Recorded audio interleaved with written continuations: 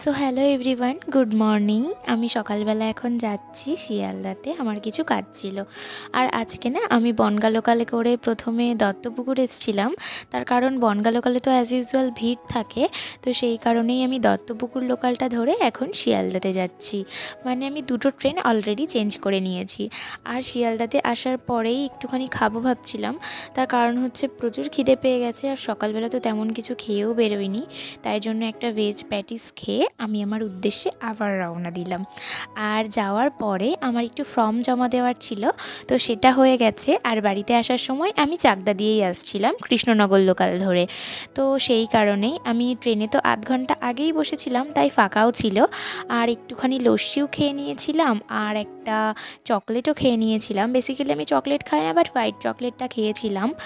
আর তারপরে একটুখানি বিরিয়ানি খেয়ে চলে আসলাম বাড়িতে। তো আজকের মতো এই পর্যন্তই, টাটা।